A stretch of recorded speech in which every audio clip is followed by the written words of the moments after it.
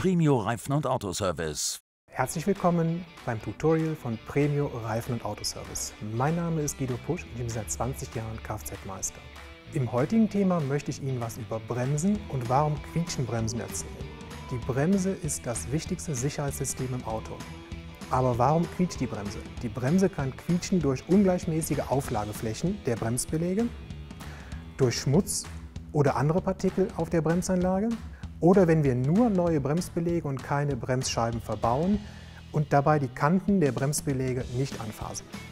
Nach längerer Standzeit kann sich Rost auf den Bremsscheiben bilden, was auch wieder Geräusche bzw. ein Quietschen verursachen kann.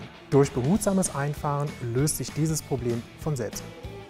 Ein wichtiger Hinweis: quietschende Bremsen sind kein Hinweis auf abgefahrene oder schlechte Bremsanlagen.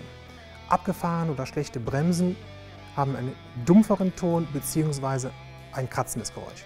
Weitere Hinweise für einen Bremsen-Sichtcheck sind: das Fahrzeug bricht beim Bremsen aus, wir haben ein schwammiges Gefühl beim Bremsen im Bremspedal, der Bremsweg verlängert sich oder das Lenkrad vibriert beim Bremsen. Ich würde Ihnen jetzt gerne einmal zeigen, wie der Bremsen-Sichtcheck bei Premio durchgeführt wird und wie die einzelnen Bremsteile am Fahrzeug aussehen. Zur Bremse gehört die Bremsscheibe sowie der Bremsbelag. Beim Bremsen-Sichtcheck prüfen wir die Bremsscheibe auf Risse oder Beschädigungen sowie die Stärke vom Bremsbelag. Ein weiterer Punkt ist das Überprüfen der Bremsschläuche. Hier wird auf spröde Stellen bzw. Risse geprüft. Wenn Sie sich unsicher sind zum Thema Bremsen oder weitere Fragen zum Thema Bremsen haben, kommen Sie zu Ihrem Premio-Partner in der Nähe.